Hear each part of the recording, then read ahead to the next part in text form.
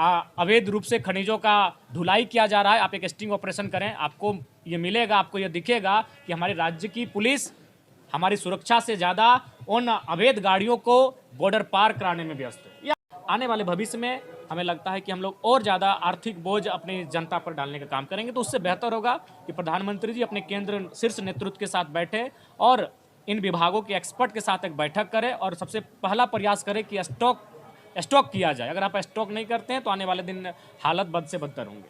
ताकि अगर सही में ऐसा है तो रोज़ आए, और रोज़ ही आए, बिल्कुल सामने तो है कि रोज़ आए, साइकिल से आए, कभी 2 किलोमीटर से वॉक करके आए। तो एक दिन आ रहे हैं तो उसको तो हम यही कहेंगे स्टंट है, स्टंट के अलावा कुछ नहीं। प्रतिक्रिया है। कल्याण को लेकर भी बहुत सारी चर्चाएं परिचर्चाएं हुई, उनमें भी सरकार की जो योजनाएं हैं, कुछ योजनाएं संचालित हो रही है, मैं उनकी प्रशंसा करता हूं। लेकिन आज भी अभी माननीय सदस्य एक वरिष्ठ सदन में चर्चा भी कर रहे थे कि आज आदिवासियों की सामाजिक स्थिति, आर्थिक स्थिति कितनी मजबूत हुई है। अभी हाल ही फिलहाल में जो यूपीएससी का रिजल्ट आया उसमें झारखंड से कितने आदिवासी चयन हुए। हमें लगता है कि सरकार को केवल धोती साड़ी और साइकिलिंग जैसी योजनाओं में लुभाने से बेहतर होगा वो फ्यूचर में अपना बेहतर कैसे करेंगे, उन योजनाओं पर ध्यान केंद्रित करने की आवश्यकता। झारखंड की आवाज यूट्यूब न्यूज चैनल को सब्सक्राइब जरूर करें, लाइक, कमेंट और शेयर करना ना भूलें। का विषय है। और मैं अगर आपको अपनी कहानी सुनाऊं, जब 2014 में पहली बार नरेंद्र मोदी जी का नेतृत्व सामने आ रहा था तो उस समय मुझे रामदेव बाबा का एक स्टेटमेंट याद है, और मैं बार फिर कहूँगा कि पहली बार मैं उनकी ओर आकर्षित इसी स्टेटमेंट से हुआ था कि उस समय जो 30 रुपये का सामान होगा वो आपको 15 में मिलेगा। ये तेल जो विदेशों से आते हैं उनमें राज्य और केंद्र की सरकार टैक्स लेती है, हम आएंगे तो टैक्स नहीं लेंगे। जो तेल आप 50 रुपये खरीद रहे हैं वो आपको 35 में मिलेंगे। ये बहुत बड़े वादे थे उनके, लेकिन उनको पूरा करना तो दूर की बात है, और हम महंगाई को आसमान छू रहे हैं। इसका कारण है कि हमारी जो फॉरेन स्ट्रेटजी है, विदेश नीति हमारी जो है कहीं ना कहीं फेलियर हो रही है। चाहे किसी भी मामले में आप जाके बात करें, चाहे हमारा अमेरिका के साथ पिछले कुछ चंद महीनों में जो हमारा व्यवहार रहा अमेरिका के साथ, एक सशक्त देश का राष्ट्रपति खुले मंचों पर मीडिया में हमारे देश के प्रधानमंत्री को कई बार उन्होंने कहा, ऐसे शब्द कहा कि एक सहनीय शब्द नहीं थे, लेकिन हमारे प्रधानमंत्री उसकी प्रतिकार नहीं कर पाए। तो ये सारी चीज़ें बता रही कि हमारी जो फॉरेन पॉलिसी है, विदेश नीति है, वो किस प्रकार से आज मैंने कह सकते हैं कि मैंने बेहतर नहीं हो पाई। उसी का एक परिणाम स्वरूप है, चूँकि ये सारे जो ईंधन है उसका हम लोग विदेशों से वो हमारे देश में आते हैं, विशेषकर खाड़ी देशों से आते हैं, और मुझे लगता है कि हमारी इस पर दूरगामी सोच ना होने के कारण इसका कहीं ना कहीं प्रभाव पड़ रहा है। आने वाले भविष्य में हमें लगता है कि हम लोग और ज़्यादा आर्थिक बोझ अपनी जनता पर डालने का काम करेंगे, तो उससे बेहतर होगा कि प्रधानमंत्री जी अपने केंद्र शीर्ष नेतृत्व के साथ बैठे और इन विभागों के एक्सपर्ट के साथ एक बैठक करें और सबसे पहला प्रयास करें कि स्टॉक किया जाए। अगर आप स्टॉक नहीं करते हैं तो आने वाले दिन हालत बद से बदतर होंगे। स्वास्थ्य मंत्री रिक्शा पे आए सदन में, पिछले बार साइकिल पे आए, कैसे देख पा रहे हैं? नहीं, ये तो बस केवल एक स्टंट है, क्योंकि वो मीडिया फोबिया हैं। वो चाहते हैं कि बने रहें, तो मैं बने रहने के लिए वो कार्य किए हैं।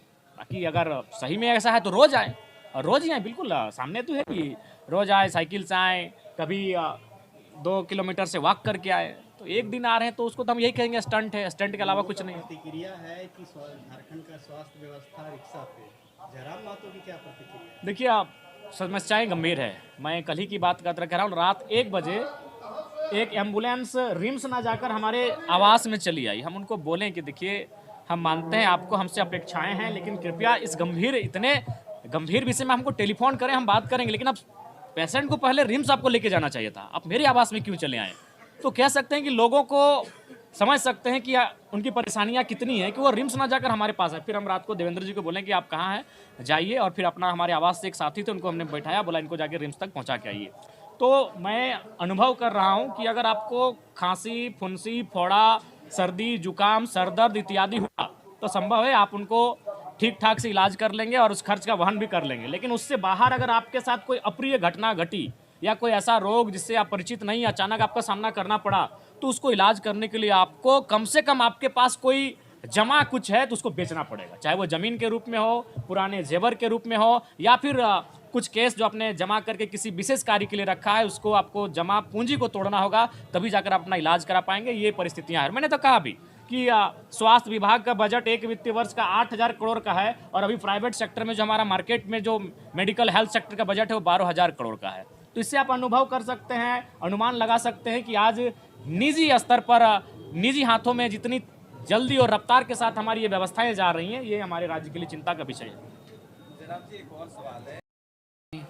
संख्यावारी उतनी हिस्सेदारी, तो इसका अनुपालन केवल राजनीतिक क्षेत्रों में नहीं बल्कि बजटों में, कार्यक्रमों में और योजनाओं में भी होना चाहिए। दूसरी बात, महिला बाल विकास, मैंने यह भी सरकार को सुझाया है कि निसंदेह राज्य सरकार अभी आगामी कई वर्षों तक अपनी छाती पीटने का कार्य करेगी, अपनी मूंछों पर ताव देगी मैया सम्मान योजना के नाम पर। लेकिन मैंने उन्हें फिर सावधान किया है कि इस योजना से हमारी बहनें, हमारी जो दीदीगण हैं, कहीं ना कहीं उनकी इच्छाओं को, उनके सपनों को, उनकी उड़ान को नियंत्रण करने का भी काम किया जा रहा है। जाहिर सी बात है, मेरी अगर एक कोई 18, 20, 22, 24 साल की बहन होगी, उसको 2,500 रुपये फ्री में अकाउंट में हर एक महीने आएंगे, तो उसकी जो इच्छाएं हैं, उसकी जो उड़ान है, वो कहीं ना कहीं सीमित हो जाएगी। निसंदेह कुछ पल के लिए उसे खुशी मिलेगी, कुछ पल के लिए वह कुछ छोटे मोटे कार्यों को भी कर लेगी, लेकिन उसकी जो प्रतिभा है, मेरा मानना है इसलिए उन्हें प्रोत्साहन करने की आवश्यकता है। तो शिक्षा के क्षेत्र में, रोजगार के क्षेत्र, कौशल विकास के क्षेत्र में, ताकि वह भी स्वावलंबी हो सके, वह भी आत्मनिर्भर हो सके। और 21वीं सदी नारी सशक्तिकरण का सदी तभी बन पाएगा जब महिलाएं आत्मनिर्भर होंगी। और साथ ही साथ अल्पसंख्यक, अनुसूचित जनजाति, अनुसूचित जाति के कल्याण को लेकर भी बहुत सारी चर्चाएं, परिचर्चाएं हुई। उनमें भी सरकार की जो योजनाएं हैं, कुछ योजनाएं संचालित हो रही है, मैं उनकी प्रशंसा करता हूं। लेकिन आज भी अभी माननीय सदस्य एक वरिष्ठ सदन में चर्चा भी कर रहे थे कि आज आदिवासियों की सामाजिक स्थिति, आर्थिक स्थिति कितनी मजबूत हुई है। अभी हाल ही फिलहाल में जो यूपीएससी का रिजल्ट आया, उसमें झारखंड से कितने आदिवासी चयन हुए। हमें लगता है कि सरकार को केवल धोती साड़ी और साइकिलिंग जैसी योजनाओं में लुभाने से बेहतर होगा, वो फ्यूचर में अपना बेहतर कैसे करेंगे, उन योजनाओं पर ध्यान केंद्रित करने की आवश्यकता है। बाकी अब आगे आपके सवाल। जयराम जी, ये आज गाड़ियों से और गाड़ियों की रफ्तार से अपराधियों पे कंट्रोल नहीं लगेगा। अपराधियों पे कंट्रोल इच्छा शक्ति से लगेगा। जो झारखंड राज्य की पुलिस में वो इच्छा शक्ति का अभाव है, और इसमें हम झारखंड राज्य की पुलिस को दोष नहीं देंगे, हम उस व्यवस्था को दोष देंगे जो ट्रांसफर पोस्टिंग में लाखों से लेकर करोड़ रुपए तक वसूलने का कार्य करती है। ये किसी से छुपा नहीं है। हमें लगता है कि मेरे 1 दर्जन से ज़्यादा मित्र हैं जो फिलहाल कई थानों के थानाध्यक्ष हैं। वो हमसे अपनी दुखड़ा, अपनी आपबीती सुनाते हैं। उनका कहना होता है कि हम इतनी राशि का भुगतान करते हैं, तभी जाकर थाना से, इस थाने से लेकर दूसरे थाने में हमारा तबादला होता है। तो जब तक राज्य की सरकार इस विषय पे कंट्रोल नहीं करेगी, तब तक आप बोलेरो की गाड़ियां दें, स्कॉर्पियो की दें या फॉर्च्यूनर की दें, वह सड़कों में गति से दौड़ सकती हैं, अपराधियों के पीछे गति से नहीं दौड़ सकती। और मैं तो कहूँगा पत्रकार बंधु आपसे, आप कभी भी एक ग्रुप बनाइए, चूँकि आज जिस प्रकार से अपराधीगण अब पत्रकारों के साथ भी आमना सामना करने के लिए तैयार हो जाते हैं, आप एक ग्रुप के साथ जाइए और किसी भी सड़क में रात को जहाँ भारी वाहनों का आवागमन होता है, जिसमें आपको संदेह है कि अवैध रूप से खनिजों का ढुलाई किया जा रहा है, आप एक स्टिंग ऑपरेशन करें। आपको ये मिलेगा, आपको ये दिखेगा कि हमारे राज्य की पुलिस हमारी सुरक्षा से ज़्यादा उन अवैध गाड़ियों को बॉर्डर पार कराने में व्यस्त है। ये आपसे नहीं छुपा है। आप एक स्टिंग ऑपरेशन एक ग्रुप बनाकर कर सकते हैं। तो ये हमारे राज्य की एक कड़वी सच्चाई है, जिसे अगर हम स्वीकार कर लें और सरकार उस पर काम करे तो बेहतर होगा।